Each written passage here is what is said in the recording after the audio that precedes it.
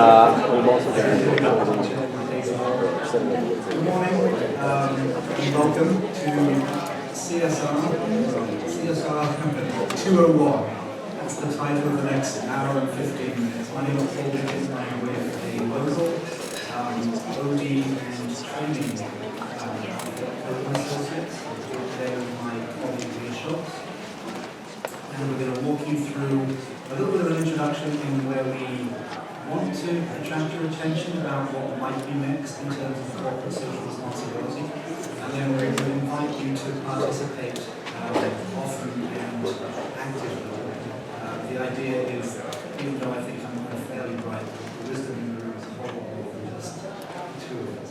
So we've got a couple of guests who are introducing a little bit. First off, I'd love to just kick off, walk you through a little bit of the outline, give you a little bit of food for thought before we get into asking you to generate some questions and hopefully some responses. Sound okay? So just to a little logistics, Susan is on the camera over there, so if you don't want to be on camera, please potentially sit behind Susan and let her know in the audience participation if that's something that needs to happen.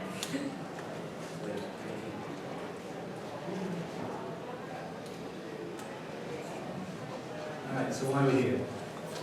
You're here for football tactics. We're here for the evolution of corporate social responsibility. And so we can kick off with a brief review, very brief, what it's been like for the last 75 years.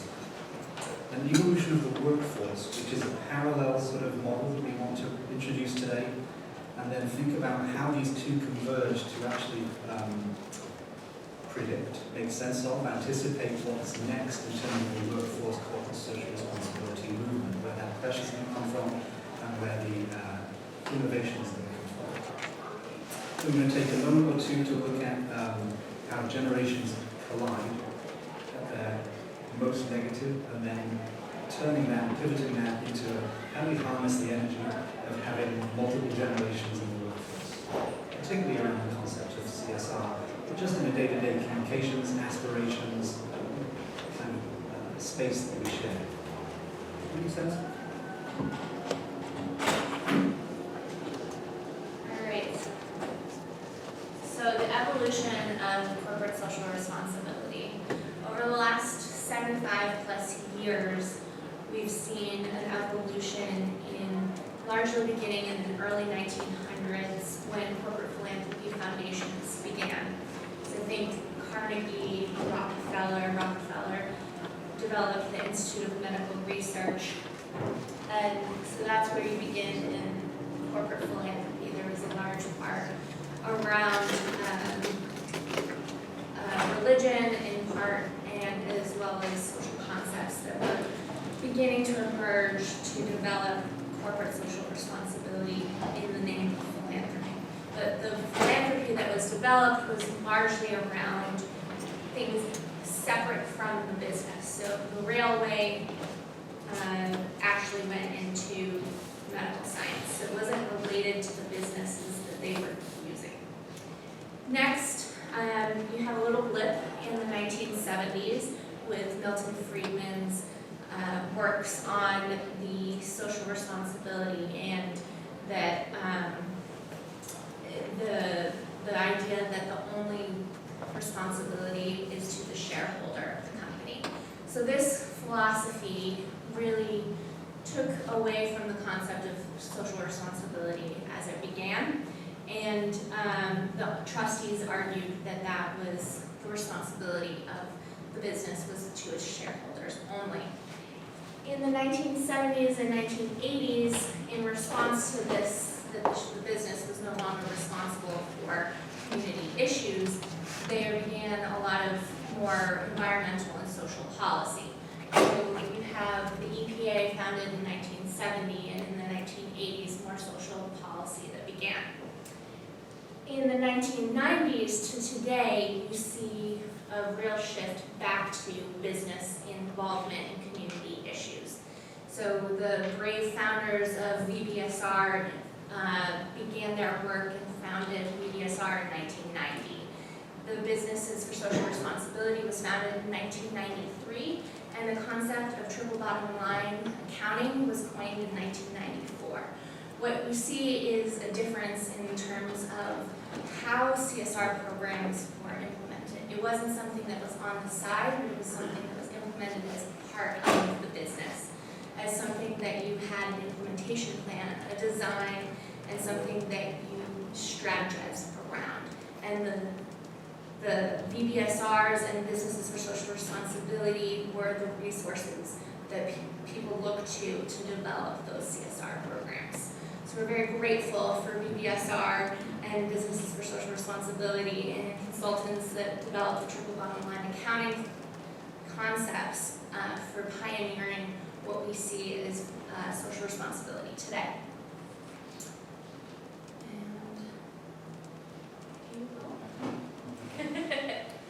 So, very brief evolution sort of corporate social responsibility. You likely know a whole lot more, but for those who are new to the game, that's a nice way to introduce it. Now we're going to look at the evolution of the workforce and talk a little bit after that about how the two might have something to do with each other. So, we'll make a statement that we'll stop and think about. Today we have the first moment in history where we have 5 generations together in the workplace.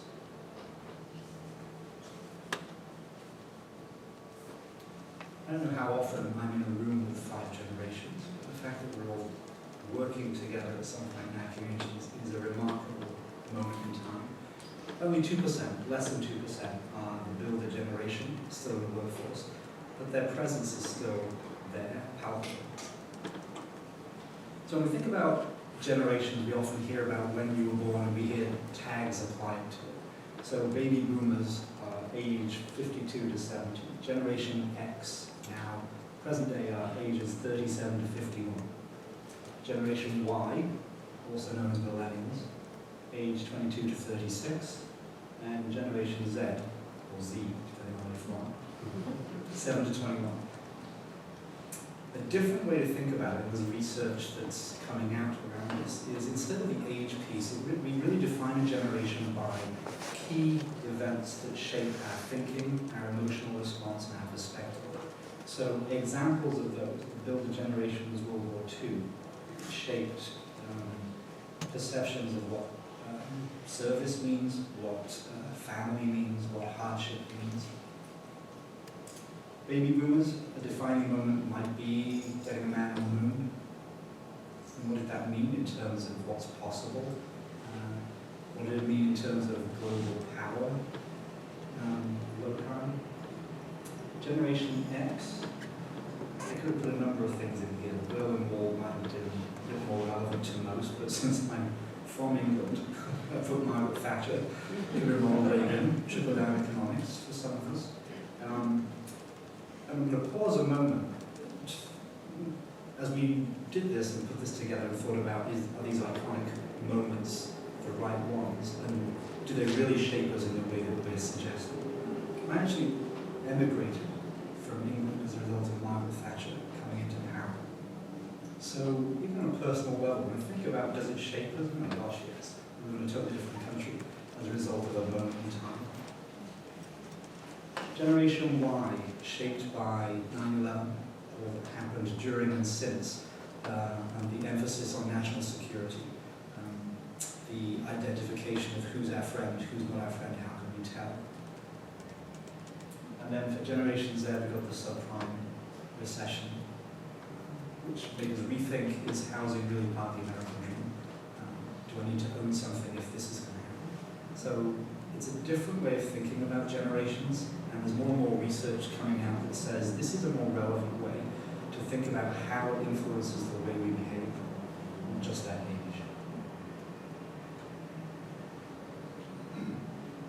So the thesis, what's the point of our chat today?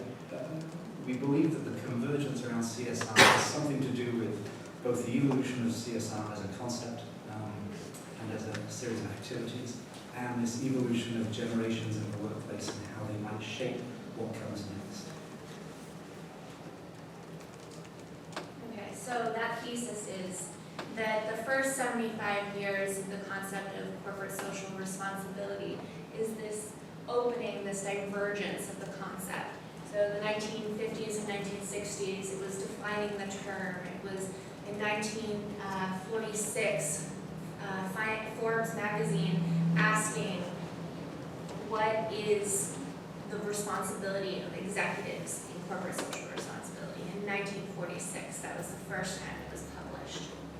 So you have this beginning divergence of concepts. And what we think is happening is that we're in this exploration or emergence stage today. That corporate social responsibility means something, but it means something different to everyone. To some, it means greenwashing. To some, it means CSR is dead, and we believe sustainability is the way forward.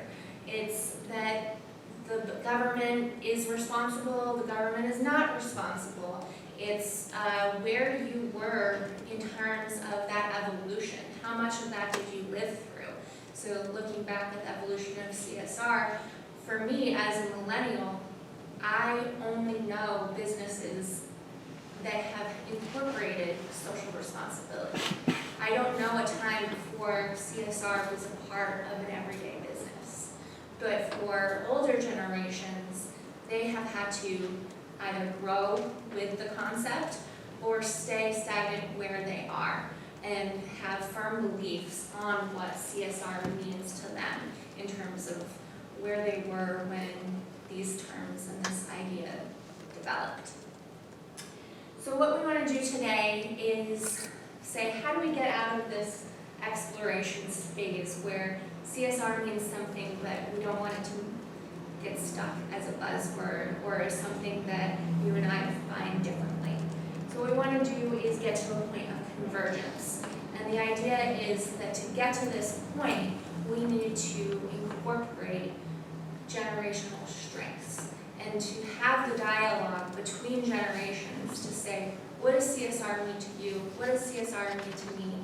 How do we get to a place where we're all convinced that we have the same definition, that we have the same principles, and that our businesses flourish under those driven vision and mission that is part of a CSR philosophy. So that's where we're going today. But first, we need to address some stereotypes and some myths.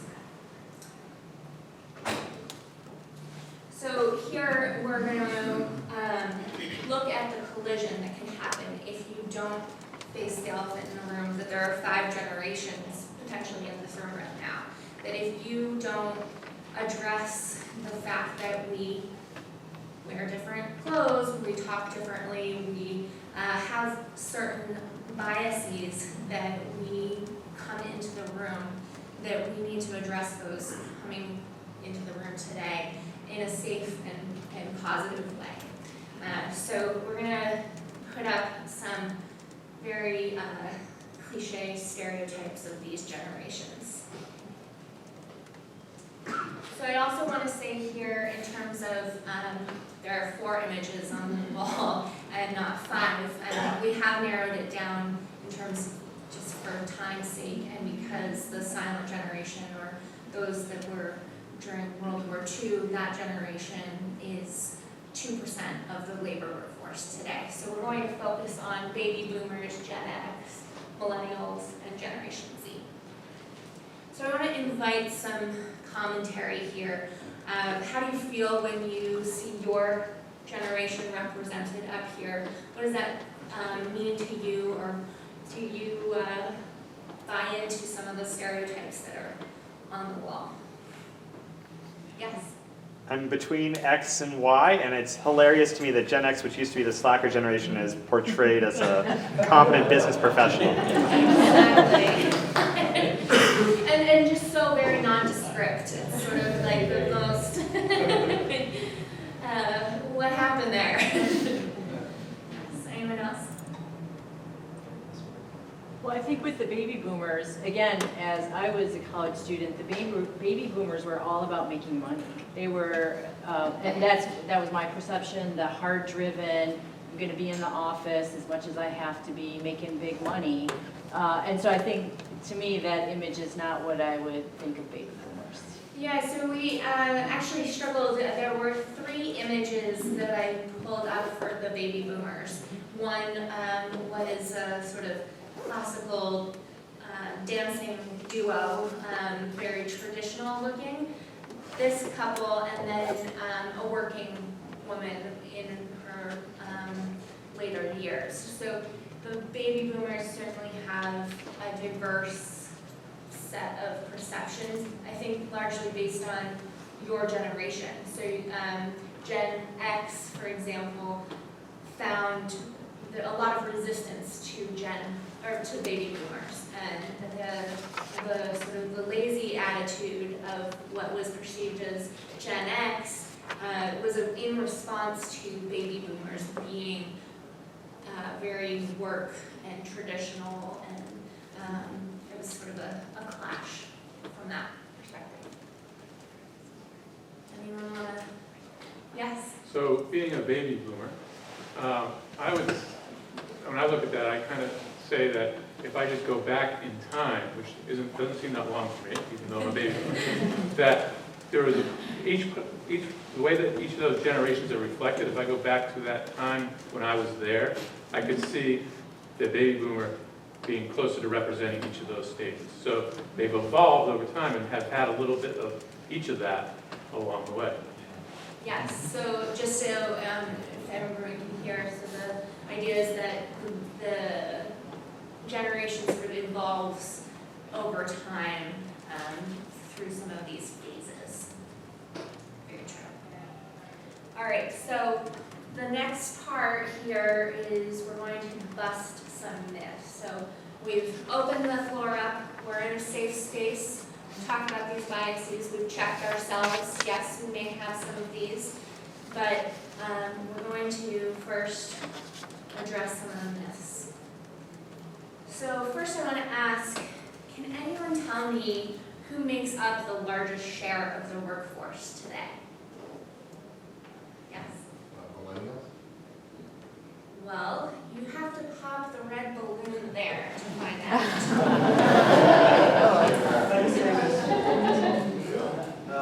We're not allowed to have balloons in here, we know that to be there. And the reason is, if they fly to the top, it's impossible to get them down. Oh, I just created a problem. We warned the other rooms around us.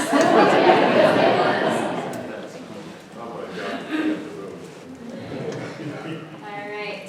So you are correct. In 2017, millennials became the largest generation in the workforce.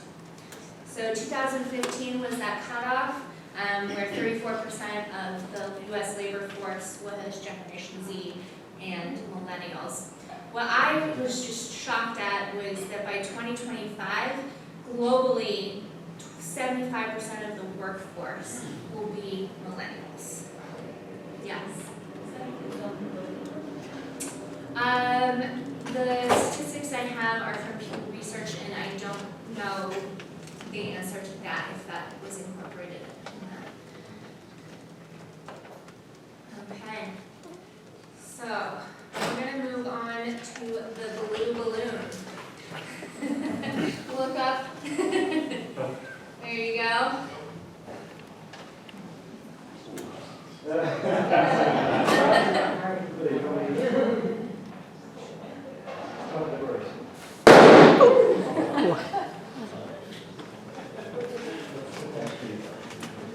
So this one, we're going to read the myth on. So this one's a myth. All right. So, deep into old age, boomers will take pride in continuing to dominate America's culture, religion, and values. What research is finding is actually the opposite. That Generation Z will shape our future. That Generation Z is demanding technology change, how we run business, how we find solutions from crowdsourcing rather than in an office setting. That their beliefs and political system will change as a result of Generation Z. This is very new. This, until this time in our history, we've learned from our elders. We have been shaped as generations from the elder generations. What research has found is that we as millennials and up are going to have to make a decision whether we are going to be able to follow the trends and the perceptions and the demands of Generation Z. And that we will end up looking more like Generation Z than they will look like us. Yes. Can I say, Generation X, I got squeezed. So I got sort of all my values from my parents' generation. And then Generation X is really small, so it's also known as the forgotten generation. And now I've already lost the limelight.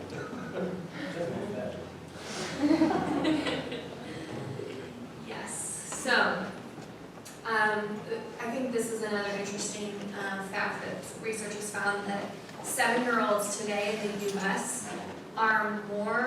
they have more in common with 7-year-olds in India than they do with a 65-year-old in the U.S.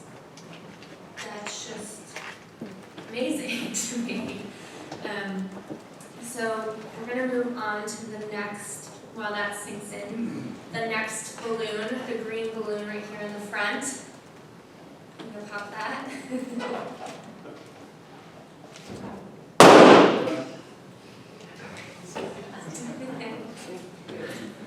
All right. We've alluded to this a little bit already, but Generation Z over here is lazy. Oh, X. Generation X is lazy. So,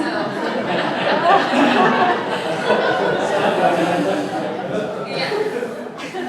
So while Generation X may have idolized and really identified with Ferris Bueller over here as the epitome of a Gen Xer, lazy, selfish, disrespectful of their elders, whatever you want to call it. Those are the myths around Gen X. What has happened is that they've turned into the BBC commentator who is interrupted by his children on national TV. Gen Xers are more likely to be employed and are working significantly more hours than any other generation in the workforce. So studies have found that 86% are employed and 70% devote 40 or more hours to work each week. And for those with a professional degree, that number shoots up to 50 or more hours. And for women, 79% of Gen X women work. So I don't know what happened to Ferris over here, but it's not where we are today. Okay, and we're gonna do the gold balloon over here. I'm sorry if you thought there was a prize under your chair when you first sat there. Sorry. Thank you. Thanks. I'm not sure we thought that through. This was a crazy idea I had, and Paul thought it was equally awesome. This is the first time we've tried this out. Yeah, the person that blew up the balloons was trying to convince me to put confetti in them as well. Alright, so the myth is all millennials are entitled.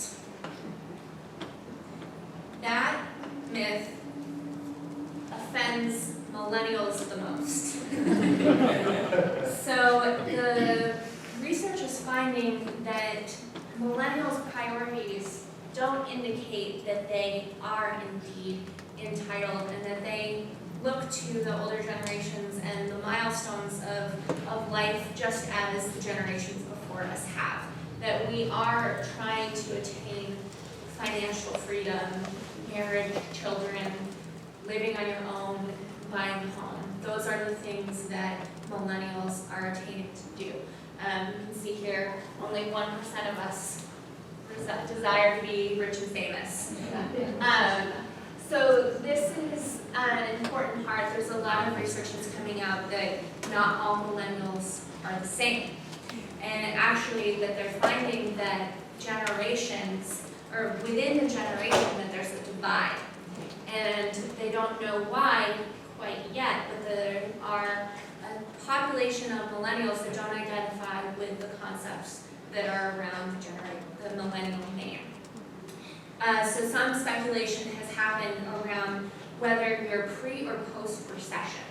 I know for me personally, this is a big one. I graduated college in 2011, and I actually made my college's newspaper because I was going to live outside my parents' home, and I had a job in the sector that I wanted. That made the newspaper. That's not good. So those desires and those life moments are happening later, but they're still what is wanted and what millennials are seeking. And the other part of treating millennials all the same is that the use of technology is also split. So older millennials aren't on, I can't even think what it's called, Snapchat. And those sorts of technology, very much still using Facebook and those apps, but the adoption levels is not as high as I think people would expect them to be. So those are things that are important to keep in mind as millennials become a large part of the workforce, that you can't treat them all the same, that you may very much offend someone if you say you're entitled. I walked uphill both ways to school. That's how I feel too. Yes, student debt. There you go. Yes. All right. So that last balloon. You want to pop the last balloon?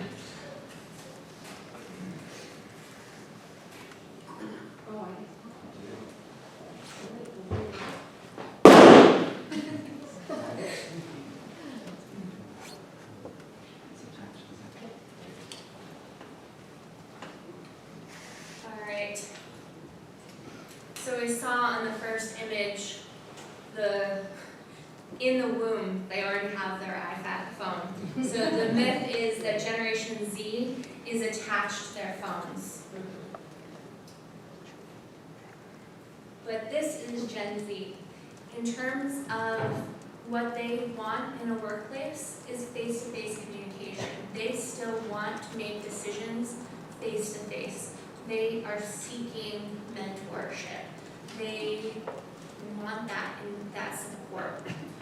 What is still in question is whether the generations will speak the same language in those face-to-face interactions. So I think Paul has some good commentary on the language thing. So growing up in England, the Oxford Dictionary is the source for real definition. So as a Gen Xer from another country, the idea of Wikipedia, where you make up your own definition for a word, is just nonsense. So yes, so that's still to be identified in terms of research as this generation enters the workforce, how that desire for face-to-face communication will play out in terms of how we communicate with them. All right. Yes. So what we're going to do now is move to our panel and talk about how you as individuals working towards a sustainable or corporate social responsible business vision can bring your workforce along. How do you think about the aspirations, motivation, communication styles, and perspectives on CSR across generations and find the strengths within those perspectives to challenge and push your vision forward? So I'd like to ask Dana Gully and Simeon Chapman to join us. Unfortunately, Heather Wright was unable to attend today, so Paul is going to fill in as the HR and OD expert in this. I'm Eric. So the next thing we'd like to do is talk about aspirations. So in general, these are aspirations that we all seek. The movement is towards more project-based work, as you said, working for yourself. Everyone wants that work-life balance and career advancement opportunities and mentorship. But these are things that have been specifically identified by generation as one of their top priorities in a work environment. So I'd like to ask for audience participation to ask our presenters what they think about aspirations in the workforce. But first, I'd like, Simeon, if you can introduce yourself and give a little bit of background about why you're here today. Sure. Glad to be here. Simeon Chapin is my name. I work at VSECU. For those who don't know, VSECU is a credit union for everyone who lives and works in the state of Vermont. Thank you. My role is a director of community and social development. So I touch a lot of different parts of the organization, from our giving to internal cultural development, to looking at ways that we can increase our ability to make investments into social entrepreneurship or into collaborative economy, solidarity economy, things like this. So I touch a lot of different places. The questions about aspirations. Yes. So we are in the middle of undergoing a culture kind of revolution within VSECU. And I think that's why I was asked to be part of this panel. Changing from what was a previous kind of command and control style of leadership and style of way of doing business, which was successful to do what it wanted to do at that point, towards a more diversified type of culture where decision-making is actually pushed down into lower, different parts of the organization as opposed to top leadership. And by doing so, we're pushing down decision-making into different generations. Not because we hire young people specifically to do jobs that are on the front line, but just because that's the workforce that's there coming in. In terms of aspirations, I think what we're realizing, and I think we're not alone in this, is that basically people want to be relevant. People want to make a difference. People want to have some sort of meaning in their life with their work. We're spending so much time in the office and the job, spending, my generation is now 16 hours a week or so, at least, right? So what we're doing with that time really makes a psychological difference in our own well-being, as well as, we're going to spend that time working with children, better do for a good thing. So I think this idea of relevance and what are you doing with this time, or what are people doing in their work to make a difference and be relevant and have some sort of impact on other people. Like I think this idea of aspiring to make a difference is not to make a difference for myself. There's maybe a generational thing. I don't really think it is. I think it's really something that's kind of more fundamental human, that where people really would like to make a difference for other people in their life. And so how can we, in our organization, create an environment where that's possible for more people to have a piece of that? Good morning, everybody. Is this working? But it's red. The lights on. Nobody's on. We'll speak up. Okay. Good morning, everybody. My name is Dana Gully, and I am currently, I just finished the academic portion of my MBA degree here at the University of Vermont, the Grossman School of Business. If you haven't heard of this program, this is Sustainable Entrepreneurship MBA program. It's tremendously exciting. I'll tell you a little bit about it. I'll also mention that I have 3 of my classmates in the room, Chris, Mike, and Ted. Raise your hand. I'm looking to you to help me represent the STEM perspective here. But basically, this is an MBA program that's focused on looking at doing business differently. And it's a lot of the things that we're going to talk about today. But instead of sort of traditional MBA programs that if you're interested in social responsibility, you get this saddlebag where you learn traditional business over here, and then you learn about protecting the environment and solving social issues over here, and then the onus is really on the student to figure out how to bridge that gap. This program has integrated the two. And it's really exciting. It's been a great program. We're just moving into a practical portion now where we're all going out, the 23 of us, and working with businesses around the globe. And we'll graduate in August. In Vermont too. And in Vermont. And There's a group working with VBSR students. yes. And my background is actually, I've got an undergraduate degree from the University of Vermont from the Rubenstein School. I graduated in 2010. I went back to where I'm from in the Hudson Valley. And I loved my degree in the Rubenstein School. It meant so much that I had another classmate, Ken, but if there's one thing that was kind of missing from that degree, it was that I came out believing that business was bad. And that all those big issues that I was learning about, all of the environmental problems that I was seeing, were a result of business. And then I went on to work in a nonprofit protecting the Hudson River and New York City's drinking water, Riverkeeper, and that only got reinforced because we were suing ExxonMobil, and we were suing General Electric, and all these businesses were doing all these bad things, and then there we were, just suing them. There's a lot of this. And I started to have a hunch that business needed to be part of the solution, and that I had no ability to talk about how and why business should be part of solving environmental problems. I was coming from a very moral obligation standpoint. Businesses have a moral obligation to do better, but that's not going to get you far in actually trying to solve some of these issues. And what's cool is that after 9 months in this program, I now still believe that personally. And I'm wondering if I believe that because I'm a millennial. That if you saw that magazine, it said that we're terrible and selfish, but that we're going to save everybody. And that's definitely a perspective I have. I don't know if other millennials have felt this, that we're supposed to solve all the problems. And so now after 9 months in business school, it's exciting because it's not just a moral obligation anymore. Now I can make a business case as to why businesses who are focused on social responsibility are going to be the ones that thrive and succeed. So that's really an exciting thing. So my aspiration is around developing diverse and collaborative teams to solve our biggest problems, and that's collaborative within a workforce and across sectors. Fabulous. I'm interpreting for Heather Wright, who's a local employment lawyer, and essentially trying to bring an HR perspective to this conversation. So the thing I think I'd pick out around aspirations, this piece about millennials creating career advancement. Some of the work that we do in consulting, we come across workplaces that are more traditional, more hierarchical, and they're really challenged. The leadership is really challenged to accommodate this, what they're seeing as a more sort of voracious desire to be challenged by the millennial workforce, but a desire to really do more and do it quicker.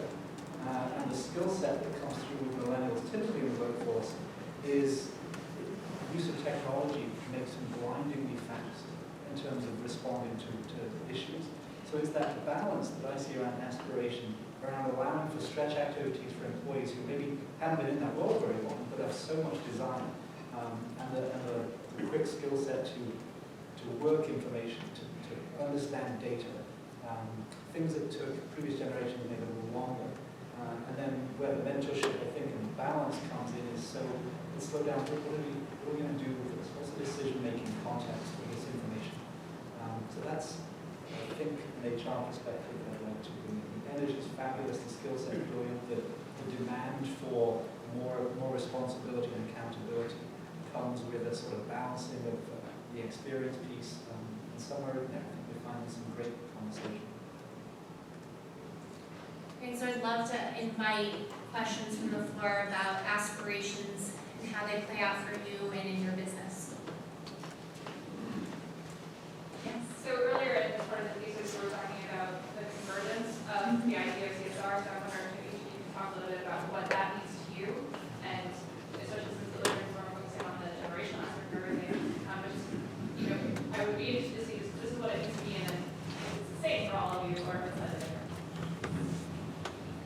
So the question was whether the emerging concepts of CSR are the same for each of you, and if you can speak to what they mean to you from your generation and from your perspective in business.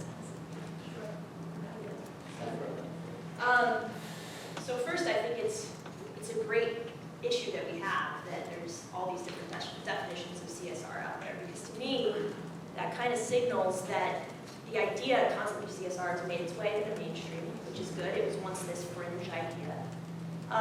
But I do see that we need to keep pushing what is considered mainstream to be a stronger and stronger version of CSR. So what I picture as the mainstream CSR right now is still that even if companies are doing something, it kind of exists separately from their core business operations. And it's sort of a department over here, it's a place where that kind of all goes to live. I wonder if that's true, first of all, that's just my hunch. I wonder if that's the same in Vermont or even in this room. But what I believe that CSR truly is or needs to be is just a mindset that our business is not separate from our community, from our customers, from the places that we have our operations, from our supply chains, from all of our relationships, from these big global challenges we face. And that every business has an opportunity to actually address some of those issues as they go. And that in doing so, it's good for their business, right? It's more resilient supply chains. We are hearing that employees, especially millennials and Generation Z, are craving and demanding workplaces that have meaning, and that extends beyond just a generational perspective. And we know that customers are more likely, and their consumer trends are moving towards supporting sustainable companies. So to me, that's what CSR is actually embedding that philosophy of social and environmental responsibility into your work. I'm sitting here nodding my head. Yeah, I completely agree. Actually, when we put that slide up about the convergence, actually I made a note to say, I'm going to question that thesis there, because I'm not sure if it should close. I'm not sure if we should all come to one singular definition of what CSR is. I think there's some power in a group of people to try to figure it out all together, moving towards kind of the general direction of being more responsible, thinking about the environment, thinking about the social aspects and financial aspects of their work. And so when you talk about sustainability, resiliency, corporate social responsibility, if it can be something that everybody's thinking about through the whole organization in the work that they do, that would be any kind of convergence that I would ever work for. If that becomes something that's not put aside, that is something that is core to being a business owner, being in a business, that idea of being part of a community, understanding that you're part of a network with other people, and not a ship on your own in the ocean sailing towards a goal of net profit. That would be the panacea of kind of corporate social responsibility. And so I think that people are here to kind of figure out how to do that, and people continue to get together in groups like the Social Capital Conference or Conscious Capitalism or other sorts of networks. And there's many networks actually throughout the nation and throughout the globe that are working on it. So the power is to plug into those conversations and kind of see how that makes it more relevant to you. I'm nodding my head. For me, the piece around evolution is the millennial Gen Z are bringing a holistic value set, no matter where we are. So the pivot point in CSR 201 to me is that it's no longer a government issue, it's no longer a business issue. It's something that each of us bring, no matter where we go. So it's bound to impact our business. So the right way on for me to think that the next iteration of CSR is really coming from within our business. So I go to work and I am surrounded by people who demand and expect us to be socially conscious in the way we do business, which is a fabulous statement. In that sense, I think about it as a convergence. It's not an endpoint, but it takes us somewhere. Instead of looking for who's going to drive it next, it's going to come from within. So this idea of what it is being shaped by having had now 75 years of dialogue and playing with and implementing some kind of corporate social responsibility. We started with that early slide. now we grew up with that. I got remarried about 2 years ago, and in my fairly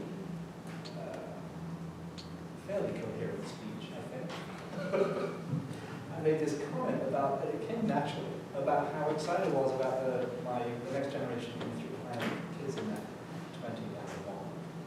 And I remember saying something like, and they recycle. There was a speech. And it struck me that it's part of what you grow up with. And it's sort of the beginning of that phase about growing up with an expectation to take care of the other, you understand even bigger obligation. And now I think it's just embedded. It's what we grow up with. So I think that's where the strength is. And it's not going on. One thing I'd be curious to hear your thoughts on is kind of perhaps different generations' approaches to authenticity. You mentioned the kind of like at the beginning of your talk, greenwashing. More recently we've been seeing things like Juno, which is like essentially ownership washing, pretending to give equity to their drivers and not when they get fired. So it feels like there's this kind of like moving with the goalposts in terms of sort of what's acceptable, what's the sort of minimum, what's authentic social responsibility versus what's something that's being done cynically. So do you have kind of thoughts on how different groups are sort of approaching that and what their standards are? So the question was, what is authentic social responsibility and how do generations interpret that?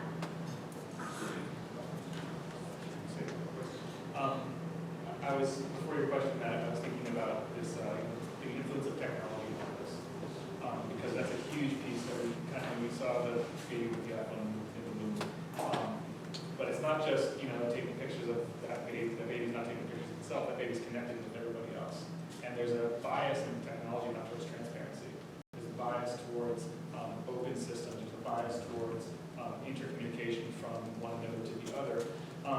And so what I'm trying to get to is that I think that there's with the evolution of CSR, the evolution of this corporate responsibility is the evolution of really transparent businesses where people at the front line can see what's happening at the corporate suite level and have communication dialogue and understand how those choices are being made, not only what the choice is, but how that's happening.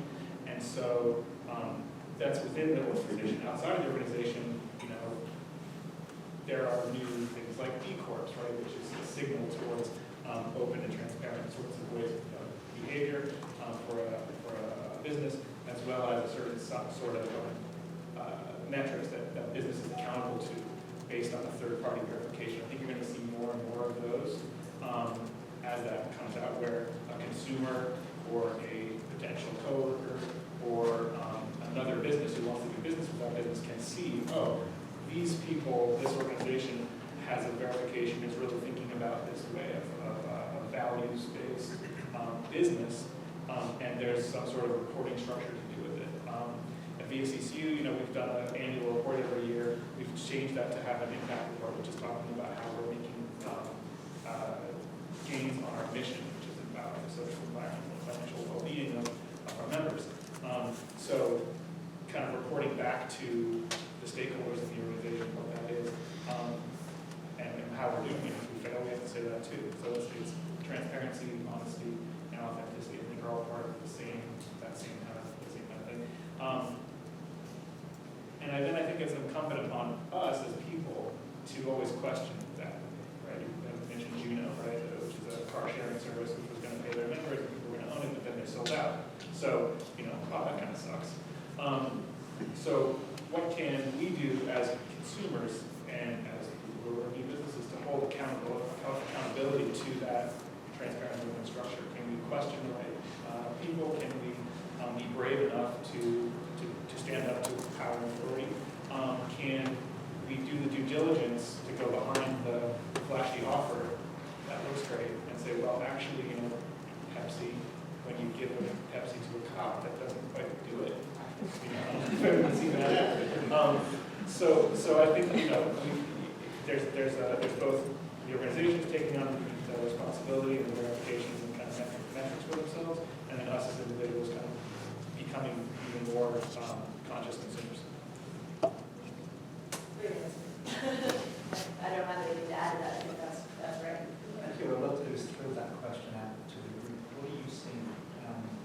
age of fake news, in an age where any of us can capture video and it becomes documentation of something that should be happening in our society. How do we know it's authentic? How do you make choices about what information you use? And I see two hands over there in the last person. I'll try to field that one just quickly and make it about the question I was going to ask ahead of time. Feel free to shoot me down afterwards. But I think people reward effort. And if something seems too easy, it's easier to look at it through a jaded lens. And if it's too easy to connect it to other parts of a narrative that already exists at the corporate level. My connection to my question, I think is relevant, I hope it is. It has to do with everyone wants to be better than average. Or if you're just average, if people look at what someone's doing, it seems like it's baseline. Like something that's easy isn't looked at as strongly. If I work at an average company, if I'm paid average, all those things, we all want to be like Wobegon. And everyone likes to think of themselves as being better than average. The question is about how do you know when it's not well-defined. Perhaps it's through a B Corp certification, other things like that. I would love to hear your views into how an organization can get an understanding of what's typical, recognizing that ideally we're moving that line up and up and up. And the work is then to sort of do the creative thinking about how to close that gap between some idea of ideal and what's possible, and sort of how to close that feedback loop. And this is one way, but are there ongoing ways that your organizations use to sort of stay in check and what's working? That's a great question. I'll put one idea out there, which is just that I think this is the sort of the next phase of CSR has to be more of a focus on measuring impact. What we learned in our program is that there's no silver bullet solution to doing so, and it's an issue that small businesses and the biggest corporations with huge budgets really struggle to do. And just this realization that everything you do might have a positive impact, but it might also have unintended impacts as well. And so you have to use a holistic measure of what your initiatives are actually accomplishing. So I'll say it's a really good thing to flag, and I think it's the next thing that we sort of have to figure out. What does impact even mean? What metrics are we using? I think it's something that probably is not just going to be an easy solution. It's going to be something that companies are going to have to just spend more resources taking the time to actually figure out. But what I would say is that ideally it becomes easier, and you have more of a barometer. If you are an embedded company and you are working closely with your stakeholders, then there's a network to look to for whether or not we're doing well enough. You're more in touch with those that you are having an impact on, and there's more of an opportunity for a dialogue there. So my thinking is that this isn't a simple answer, but that the more in touch you are with your network, then the more opportunity there is for that feedback, and that's who you should be looking to in some way to understand and move forward. I saw another hand. Yeah, so to go back to the original question, and it does circle back to some curiosity around certifications, but when I think about the authenticity of fake news sources, I always come back to whether or not it's a source that I trust. And I think about that even in terms of academic research. We think about, okay, well, where is that voice coming from? And I become increasingly curious about the multitude of certifications that are out there. So whether you talk about fair trade from a supply chain or B Corp that's come up in conversation. And I do think that perhaps that comes back to how do we know whether or not we're better than average, because it is a numeric, quantifiable parameter, but yet in order to qualify as a B Corp out of 200 points, you need to have 80. And so at what point is less than 50% good enough? I think all of those become really interesting questions. And I just wonder about the value that I think consumers like to make buying choices easy and accessible. And so B Corp, I think, hasn't necessarily done enough to promote what that actually means yet. But yet, it's a simple way for a consumer to identify who the company is that they're buying. And I just wonder, as we evolve these certifications, what story are we telling when we say 80 out of 200 is enough? I know we have representation from B Corp. I am an accidental representation that walked in the door. Perfect timing. So you're making a really good point. I think we at BLAB acknowledge that a numerical score to begin with is inadequate. And if we had a better way of measuring, we would go for it. Numerical score tends to be inadequate. If you sort of go through the aspirational piece of the B impact assessment, it should be said that an 80 is actually quite a good score, and you will find metrics on the B Corp site that are comparative metrics between people who achieve B Corp status and then conventional business. And you will find the metrics that are indicating what the average numerical score of conventional business is. So it's around 50. So if you have achieved an 80 on the B Corp impact assessment, you're right up there. And then the other thing about scoring, again with apologies, but we rarely refer to the score other than to determine eligibility. The press doesn't refer to it. I don't think that a number of companies use it. Some like to be verbally competitive. But where it is usable is to benchmark against your own score. So if you go to Etsy's CSR report, they are showing their own numerical score improvement as a B Corp year to year, and it's very useful that way. Thank you for Thank you. putting you on the spot, sorry. Can I just respond as well? Yeah, sorry. The fact that it's on the radar, the fact that we have people, the fact that we have so many people as consumers being curious and having some demand around authenticity and standards is creating a market demand there. So from internal staff or within our organizations, as employees, we're demanding better of our organizations. And as consumers in the world, we're demanding better of our organizations. And you can't improve on nothing. But once you've got something in place, that continuous improvement model kicks in. And the demands and the expectations and the various energies that promote continuous improvement are already in place, and they're not going away. So I think our conversation today is probably going to be really different than a year from now, and markedly different in 5 years.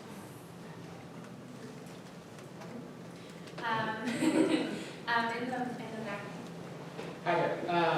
My question is, we're, sort of coming off the how do you be above average? Everyone wants to be above average, right? Well, I feel like in 2017, the way to be above average is to be a B Corp, is to be a benefit corporation.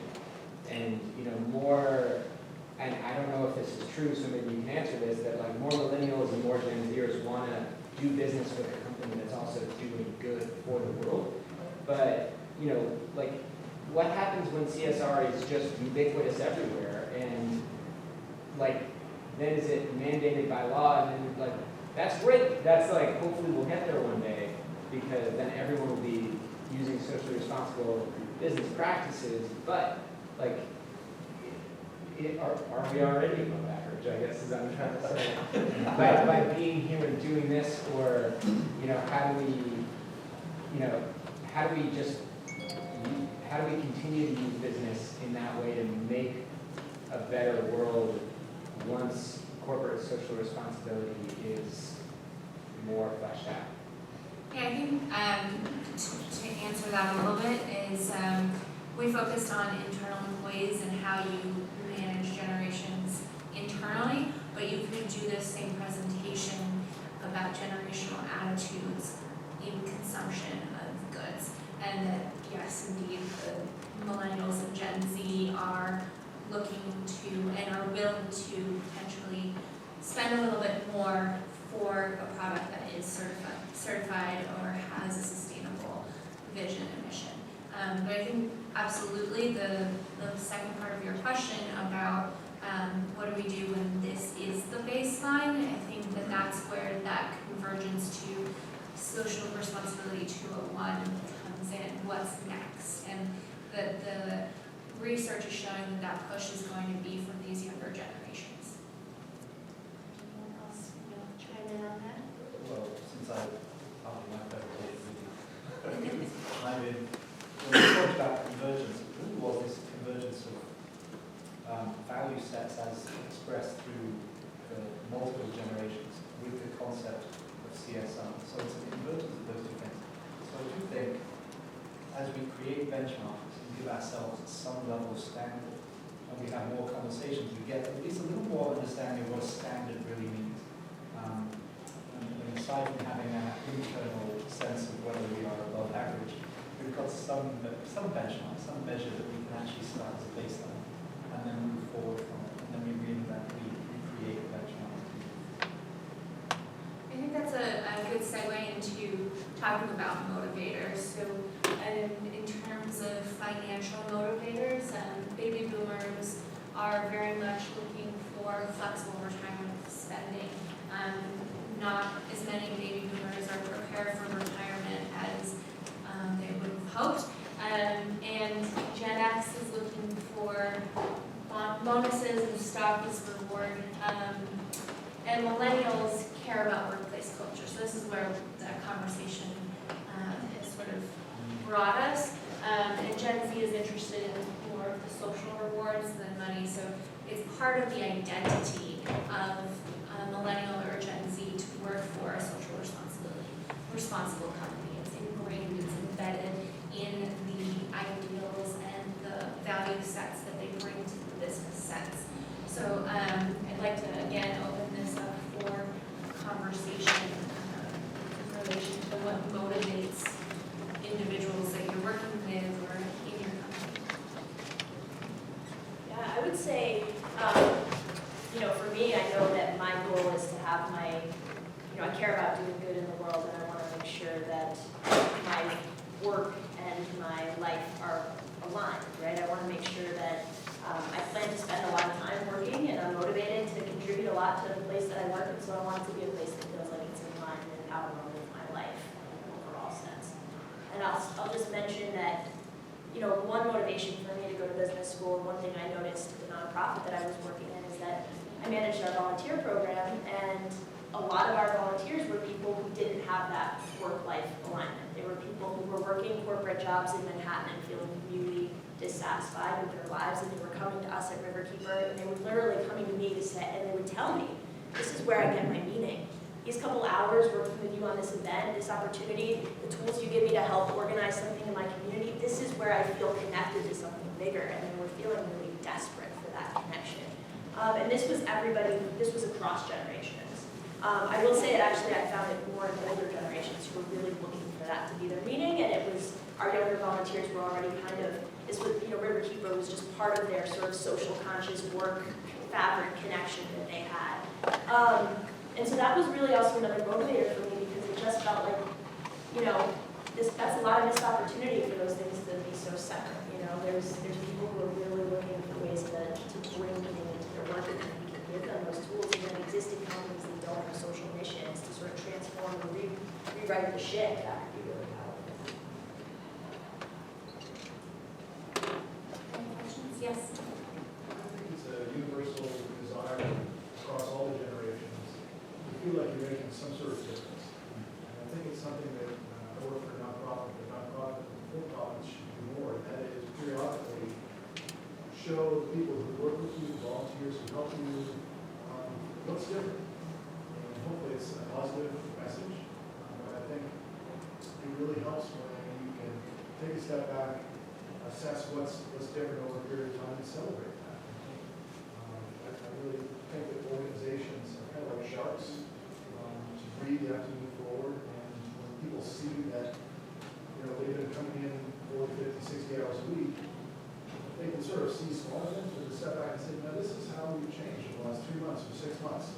There's some measurable things that we made the world better, or we made our community better, or whatever. I think people are motivated by that. Because we know what difference in the world. Yeah, I'd love to hear ideas on how people celebrate. Well, actually, I love that comment. When you work for an organization that doesn't have a whole lot of cash flow, this idea of how do we get out motivating our workforce is bigger than money, it's bigger than IRAs and stock options. Something we can do before what's happening is articulating it really well. We can pay attention to how we celebrate, we recognize accomplishments. And that comes from within. You can create that within your culture. So yeah, somebody would love to hear thoughts on how that happens in that community. I could speak a little bit about we have a balanced scorecard, which has a bunch of metrics that need to be achieved in order to do like compensation pay. And it's kind of the internal scorecard that we look to see, well, how well are we doing? How many loans we brought in? How much deposits do we have? What's our, how much membership growth do we have? Over the past year, as part of joining an organization called the Global Alliance for Banking on Values, we've been going through a scorecard process that they have brought to us, which brings in elements of triple bottom line finance onto a scorecard. How well are you doing the work that you're doing in the financial world to support financial equity, environmental sustainability, and social kind of responsibility? And how are you measuring yourself on these goals? And so now the process is, okay, well, how can we get that as part of our balanced scorecard? How can we get pieces of that as to what we're measuring, trying to improve upon each year, and then also motivating our staff to say, well, this is what's going to be part of it. I guess, projects, looking for bonuses, mixing with Gen Z, looking for social rewards, and having those kind of do the same thing. Great. I'm going to move past communication styles in time and look at CSR perspectives. So we have here generations X, Y, and Z, W meaning the boomers. So what we're seeing is that there is the gap that we need to bridge. Can we get the CSR practices and the communication and what those ideas mean to each other and find that common language, find that perspective, challenge and push ourselves to do better if we are talking about, are we average, are we above average, what's our next step, how can we be more innovative, what are we doing next?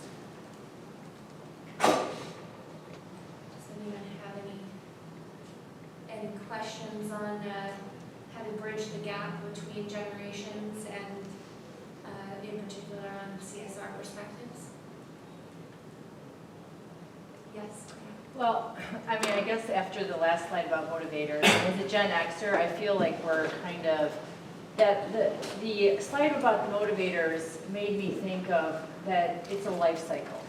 So as a Gen Xer, we were the ones that said we don't want to work 90 hours a week. And so we set the tone in the workplace saying work-life balance is important to us, which means that the millennials can push that farther to meet their needs.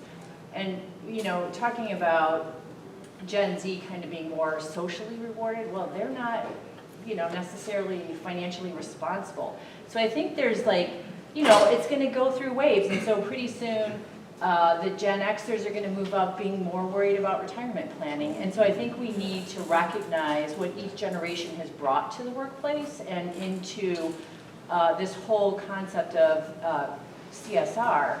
And, not make it as a divider. Because again, in our house, I'm yelling at my kids all the time. This is your planet. This is your future. When you throw stuff in the garbage, that should go and recycle, right? So we set the tone as the generation before. And again, I think we need to have more recognition of what these previous generations have done to move and to allow the opportunities for the newer, younger generations. Well said. I love this idea from a change management culture shift that we honor and memorialize what was. If there's anything wrong, we've evolved and we did some great things, and now there's room on our wall to celebrate the next. And then we're also ready to move forward, Yes, right? And we're very much so. recognizing, and again, those organizations that, again, say that, oh yeah, that generation helped get us where we are, but they're also ready to move on and to recognize what needs to come next. And so I think the more that we can celebrate how we got here, and then how do we keep going forward. Yes, right here. I'm one of the 2%. I couldn't make it to the 1%, but I have made it. I'm possibly the oldest person here. So what I have noticed when you're doing retirement planning, sometimes people look at their plans and realize they've been investing in companies that they really wouldn't invest in. Can you please speak about green bonds and impact investing a little bit? Very short. I think, that conversation around how are you planning for your future, how are you putting your individual money, or at a corporate level, what are you doing with your corporate investments to support CSR work or responsibility work or sustainability, whatever you want to call it, is a conversation that is really strong. And I think it's only going to get stronger and stronger. And what, quick plug, if you're not part of a credit union, join one. It's a really important thing to do because that's a bounded way of having your capital go to people who are in your network there, and not get siphoned off to things you don't necessarily want. So there's an element of transparency, what are the funds that you're investing in, people have to know that. I think there's a really important thing about investing with your values. And figuring out if you as a business or you as an individual are actually part of something that's contra mission. Are you investing in something to have a benefit down the line that's actually going to be detrimental to where you're trying to go, right? Like if you're trying to have a really happy retirement, you don't really want to be investing in fossil fuels perhaps, because if you keep on pulling oil out of the ground, that might not be a very nice environment to live in when you're in retirement. So thinking about, are you going contra mission? If there's ways to invest locally or invest more closely with your assets, go ahead and do so because that's going to be the closest piece where you can have income generation and build sustainable business that way. Another plug, May 23rd at VSECU and May 24th at King Arthur Flower, there are 2 workshops happening with Marco Evangelisti, who's an impact investor specialist. VSECU is an evening event. Tickets are going fast, so if you want to get in on that, go to vsecU.com and get a ticket for that. It's a presentation and networking event about investing with your values. And the one at King Arthur Flower is a longer all-day workshop to go a little bit deeper. And it's run by Slow Money Vermont. VSECU is a sponsoring partner. So great conversations happening, and it happens at an individual level with your credit union or your individual finances, and then to some larger thing. I think the other thing that I want to say for businesses is invest in your supply chain, right? Like if you're trying to be making investments for longer term, like think about investing in the people that are supporting you, investing in your supply chain, investing in your employees, investing in their children, because when they come, right, you're going to need to have some strong recourse. And we'll take one final comment because we are out of time. On the same topic, just I work in sustainable investing. So ERISA changed its rules about a year and a half ago to sort of take away some of the restrictions on the impact of sustainable investing. So prior to October of last year, it was in 2015, it was seen as a negative thing. So you could be sued as a company if you wasn't had as a part of your 401k platform. They took that away. So if you work for a company that has a 401k and they say, oh, we can't do this because we'll get sued, that's actually incorrect because ERISA changed its rules about a year and a half ago. And those systems work really slowly. So the more that as an employer or as an employee, you can say to people, we want this as part of our options, that will help create that competition. Fantastic. Well, thank you. I'm really glad you spoke up and we did actually cover all 5 generations.